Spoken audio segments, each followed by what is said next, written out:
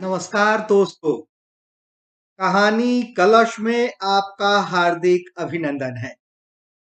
आज मैं प्रेमचंद की कहानी कफन लेकर आया हूं। यह कहानी कालजयी रचना की श्रेणी में आती है। कफन कहानी प्रेमचंद की अन्य कहानियों से एकदम भिन्न है, बिल्कुल आह्लादक। इस कहानी के बारे में आलोचकों के विचार सुनते हैं। डॉक्टर इंद्रनाथ मरान का कहना है कि कहानी जिस सत्य को उजागर करती है वह जीवन तथ्य से मेल नहीं खाता। कफन प्रेमचंद की जिंदगी के उस बिंदु से जुड़ी हुई कहानी है जिसके आगे कोई बिंदु नहीं होते। दोस्तों, अब डॉक्टर परमानंद श्रीवास्तव जी का कथन भी देखते हुए चलते हैं। उनका कहना है कि कफन कहानी प्रेमचंद की सर्वप्रथम नई कहानी है। ध्यान दीजिए, बाद में डॉक्टर नामवर सिंह जी ने निर्मल वर्मा की कहानी परिंदे को नई कहानी का दर्जा दिया था और नई कहानी एक आंदोलन के रूप में सामने आया।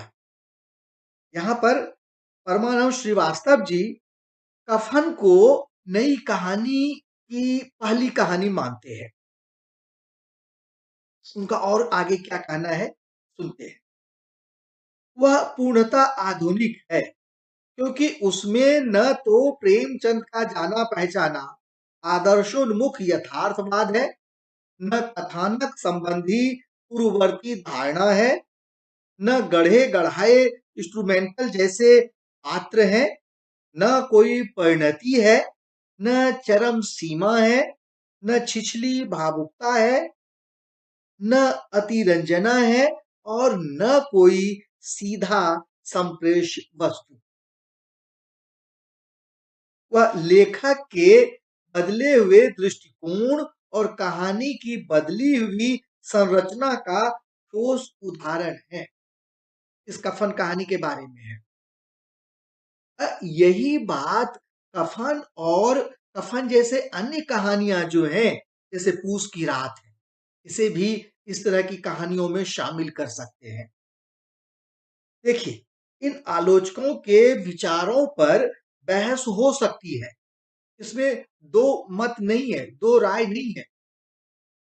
अनेक तरह की बहसें हो सकती है, लेकिन इतना तो तय है कि इस कहानियों में आदर्शों के फार्मूले पीछे छूट गए हैं। उसमें मैं कफन को भी मानता हूं और पूस की रात को भी मानता हूं। इनमें यथार्थ के निर्मम स्वीकार से कहानी के रूप गठन में एक नवीनता आ गया है। नवीन शिल्प के साथ कहानी सामने आती है। तो आइए कहानी को सुनते हैं।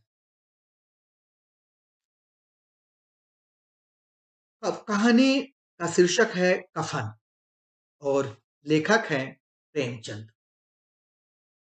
झोपड़े के द्वार पर और बाप और बेटा दोनों एक बुझे हुए अलाव के सामने चुपचाप बैठे हुए हैं और अंदर बेटे की जवान बीबी बुधिया प्रसव वेदना से पछाड़ खा रही थी।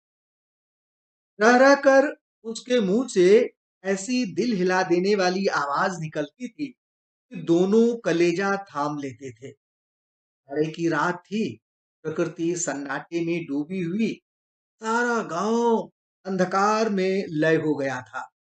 यीशु ने कहा, मालूम होता है कि बचेगी नहीं, सारा दिन दौड़ते हो गया, जा देख तो आ।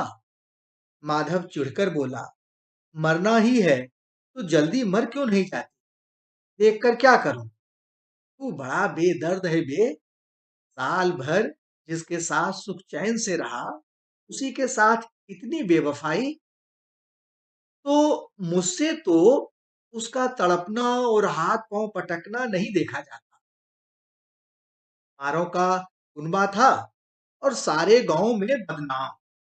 यीशु एक दिन काम करता तो 3 दिन आराम। माधव इतना कामचोर था कि आध घंटे काम करता तो घंटे भर चिलम पीता। इसलिए उन्हें कहीं मजदूरी नहीं मिलती थी। घर में मुट्ठी भर भी अनाज मौजूद हो तो उनके लिए काम करने की कसम थी। वो चार फाके हो जाती तो घिसू पेड़ पर चढ़कर लकड़ियां तोड़ लाता और माधव बाजार से बेच लाता। और जब तक वह पैसे रहते दोनों इधर उधर मारे मारे फिरते। जब फाके की नौबत आ जाती तो फिर लकड़ियां तोड़ते या मजदूरी तलाश करते। गांव में काम की कमी न थी। किसानों का गांव था। मेहनती आदमी के लिए 50 काम थे। मगर इन दोनों को लोग उसी वक्त बुलाते जब दो आदमियों से एक का काम पाकर भी संतोष कर लेने के सिवा और कोई चारा न होता। अगर दोनों साधु होते तो उन्हें संतोष और धैर्य के लिए संयम और नियम की बिल्कुल जरूरत न होती। यह तो इनकी प्रकृति थी। विचित्र जीवन था इनका। घर में मिट्टी के दो चार बर्तनों के सिवा कोई संपत्ति नहीं। फटे चिथड़ों से अपनी नग्नता को ढाके वे जिए जाते। संसार की चिंताओं से मुक्त, कर्ज से लदे हुए, गालियां भी खाते, मार भी खाते, मगर कोई भी गम नहीं। दीन इतने की वसूली की बिल्कुल आशा न रहने पर भी लोग इन्हें कुछ न कुछ कर्ज दे देते। मटर आलू की फसल में दूसरों के खेतों से मटर आलू उखाड़ लाते और भून भान कर खा लेते। या 10-5 ऊख उखाड़ लाते और रात को चूसते। यीशु ने इसी आकाश वृत्ति से 60 साल की उम्र काट दी और माधव भी सपूत बेटे की तरह बाप ही के पद चिन्हों पर चल रहा था, बल्कि उसका नाम और भी उजागर कर रहा था। इस वक्त भी दोनों अलाव के सामने बैठकर आलू भून रहे थे, जो कि किसी के खेत से खोद लाए थे। यीशु की स्त्री का तो बहुत दिन हुए देहांत हो गया था। माधव का ब्याह पिछले साल हुआ था। जब से यह औरत आई थी, उसने इस खानदान में व्यवस्था की नींव डाली। पिसाई करके या घास छील कर वह सेर भर आटे का इंतजाम कर लेती लेती थी और इन दोनों बेगैरतों का दो जग भरती रहती। जब से वह आई, यह दोनों और भी आलसी और आराम तलब हो गए थे, बल्कि कुछ अकड़ने भी लगे थे। कोई कार्य करने को बुलाता तो निर्ब्याज भाव से दुगनी मजदूरी मांगते। वही औरत आज प्रसव वेदना से मर रही थी और यह दोनों शायद इसी इंतजार में थे कि वह मर जाए तो आराम से सोए। यीशु ने आलू निकाल कर छीलते हुए कहा, जाकर देख तो क्या दशा है उसकी। चुड़ैल का फिसाद होगा और क्या। यहाँ तो ओझा भी 1 रुपया मांगता है। माधव को भय था कि वह कोठरी में गया तो घिसू आलवों का बड़ा भाग साफ कर देगा। बोला, मुझे वहां जाते डर लगता है। डर किस बात का है, मैं तो यहाँ हूं ही। तो तुम ही जाकर देखो ना। मेरी औरत जब मरी थी तो मैं 3 दिन तक उसके पास से हिला नहीं था। और फिर तुम मुझसे लजाएगी नहीं। जिसका कभी मुंह नहीं देखा, आज उसका उघड़ा हुआ बदन देखो। ते तन की सुध भी तो न होगी। मुझे देख लेगी तो खुलकर हाथ पांव भी न पटक सकेगी। मैं सोचता हूँ कोई बाल बच्चा हो गया तो क्या होगा। सोंठ, गुड़, तेल कुछ भी तो घर में नहीं है। सब कुछ आ जाएगा, भगवान दे तो। जो लोग अभी 1 पैसा नहीं दे रहे हैं, वे ही कल बुलाकर रुपये देंगे। मेरे 9 लड़के हुए, घर में कभी कुछ न था, मगर भगवान ने किसी न किसी तरह बेड़ा पार लगा ही दिया। जिस समाज में रात दिन मेहनत करने वालों की हालत उनकी हालत से कुछ बहुत अच्छी न थी, और किसानों के मुकाबले में वे लोग जो किसानों की दुर्बलताओं से लाभ उठाना जानते थे, कहीं ज्यादा संपन्न थे। वहां इस तरह की से मनोवृत्ति का पैदा हो जाना कोई अचरज की बात न थी। हम तो कहेंगे यीशु किसानों से कहीं ज्यादा विचारवान था, और किसानों के विचार शून्य समूह में शामिल होने के बदले बैठकबाजों की उत्सित मंडली में जा मिला था। हाँ, उसमें यह शक्ति न थी कि बैठकबाजों के नियम और नीति का पालन करता। इसलिए जहां उसकी मंडली के और लोग गांव के सरगना और मुखिया बने हुए थे, उस पर सारा गांव उंगली उठाता था। फिर भी उसे यह तस्कीन तो थी कि अगर वह फटेहाल है, तो कम से कम उसे किसानों की जी तोड़ मेहनत तो नहीं करनी पड़ती, और उसकी सरलता और निर्भीकता से दूसरे लोग फायदा तो नहीं उठाते। दोनों आलू निकाल निकाल कर जलते जलते खाने लगे। कल से कुछ नहीं खाया था, इतना सब्र न था कि ठंडा हो जाने। कई बार दोनों की जबानें जल गई। हिल जाने पर आलू का बाहरी हिस्सा तो बहुत ज्यादा गर्म न मालूम होता, लेकिन दांतों के तले पड़ते ही अंदर का हिस्सा जवान और हलक और तालू को जला देता था। और उस अंगारे को मुंह में रखने से ज्यादा खैरियत इसी में थी कि वह अंदर पहुंच जाए। वहां उसे ठंडा करने के लिए काफी सामान थे, इसलिए दोनों जल्दी जल्दी निगल जाते। हालांकि इस कोशिश में उनकी आंखों में आंसू निकल आते। यीशु को उस वक्त ठाकुर की बारात याद आई, जिसमें 20 साल पहले वह गया था। उस दावत में उसे जो तृप्ति मिली थी, वह उसके जीवन में एक याद रखने लायक बात थी, और आज भी उसकी याद ताजा थी। बोला, वह भोज नहीं भूलता। तब से फिर उस तरह का खाना और भरपेट नहीं मिला।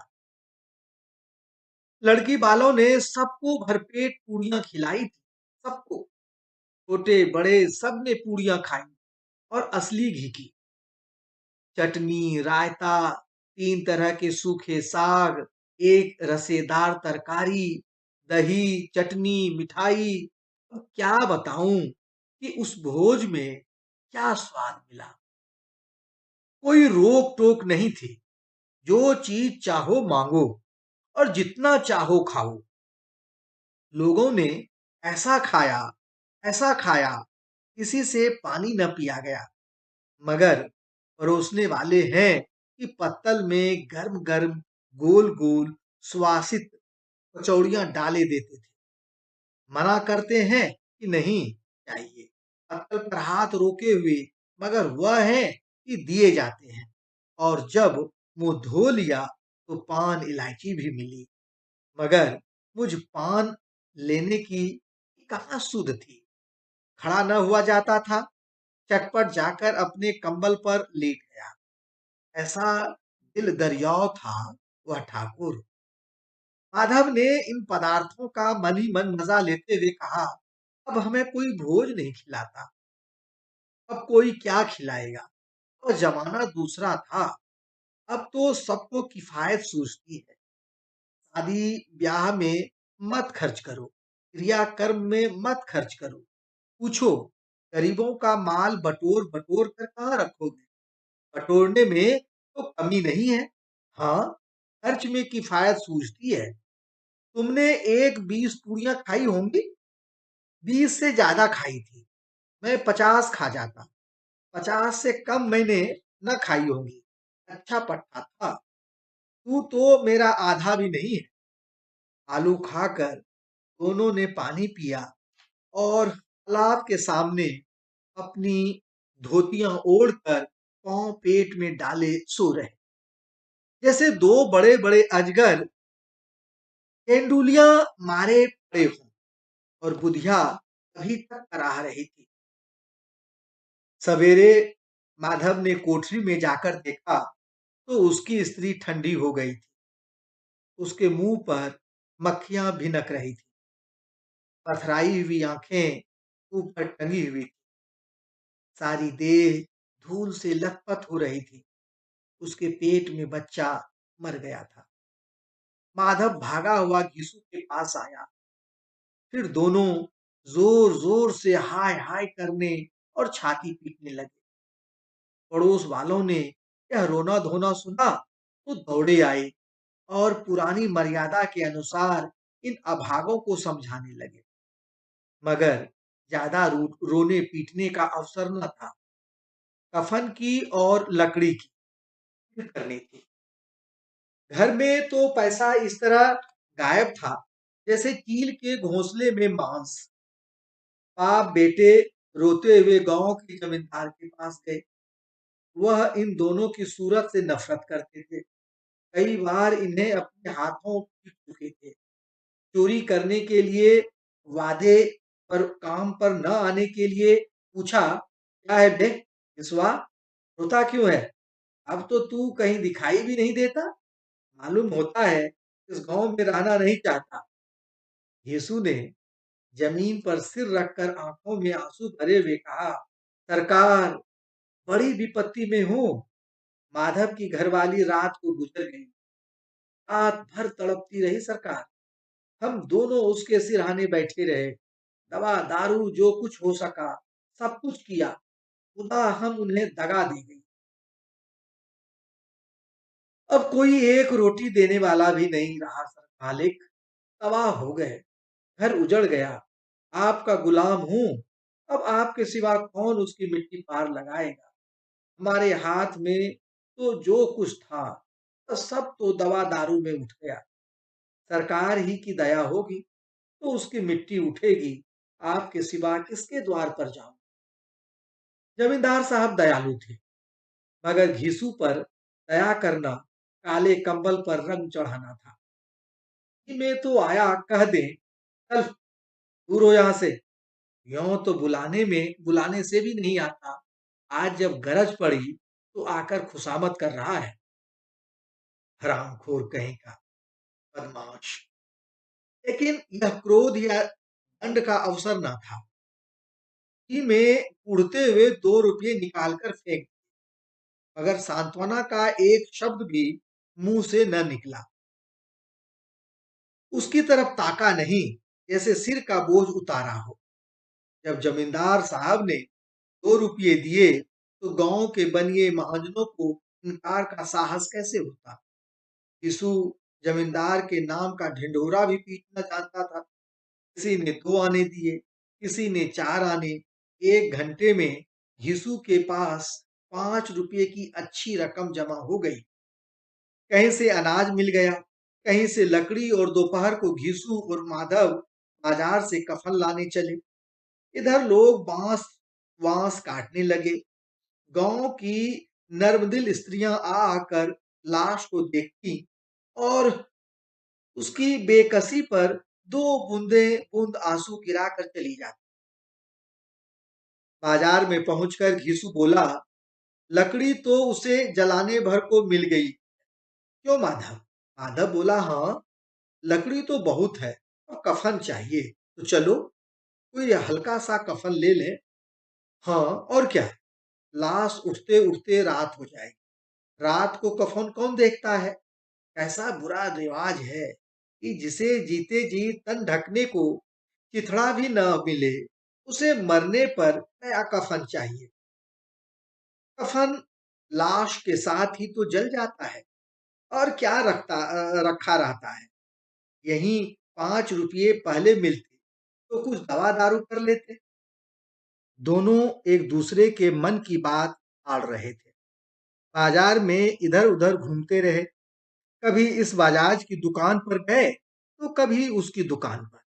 तरह तरह के कपड़े, रेशमी और सूती देखे, मगर कुछ जचा नहीं।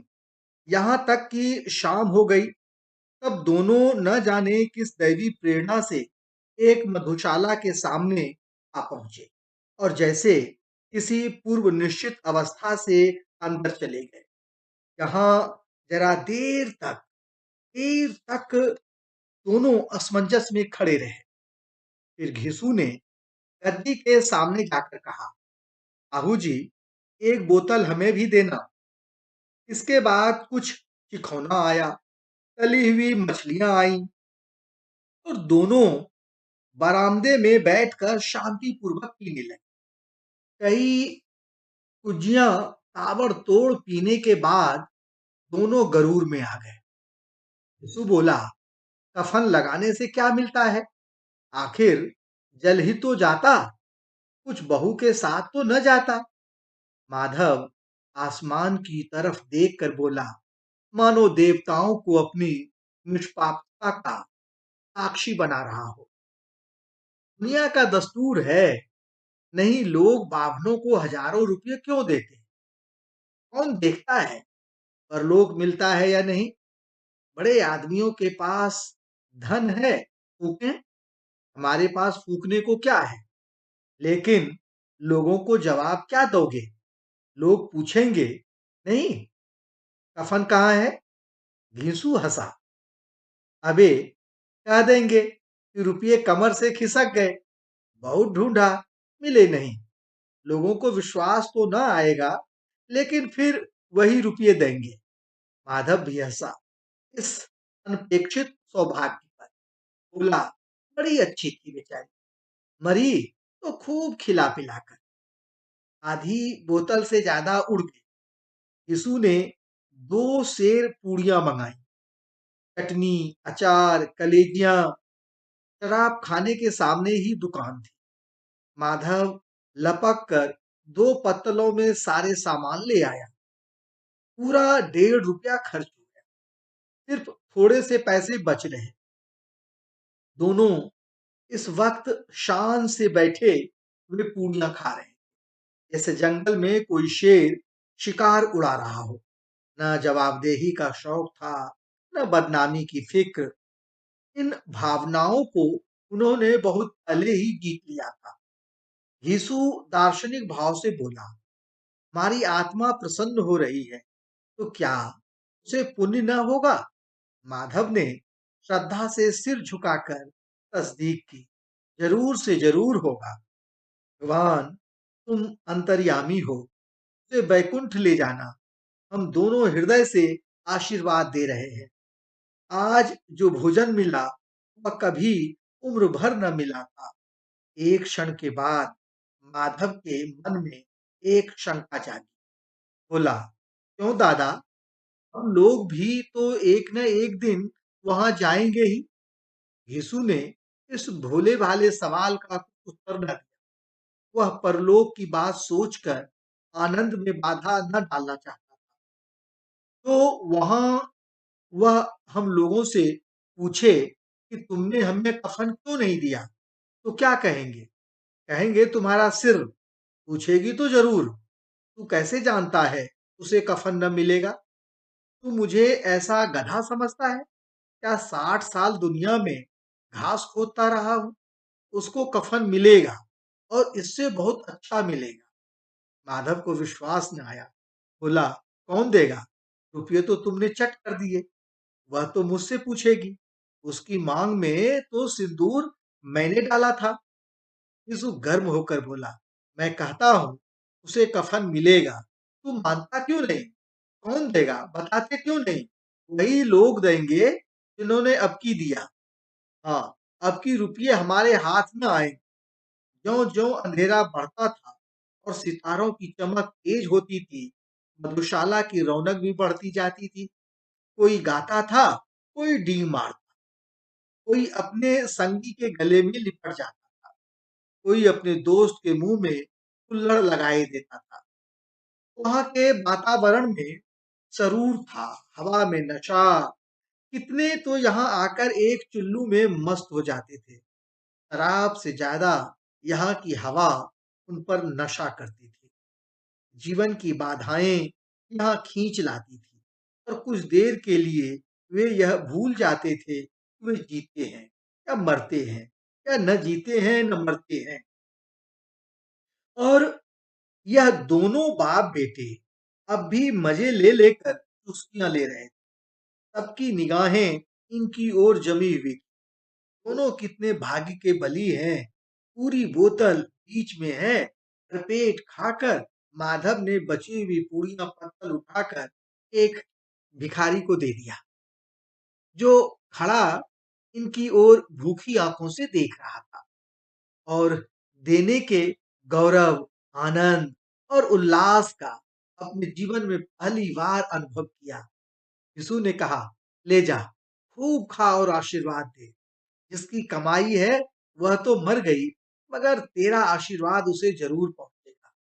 रोए रोए से आशीर्वाद दे, बड़ी गाढ़ी कमाई के पैसे हैं।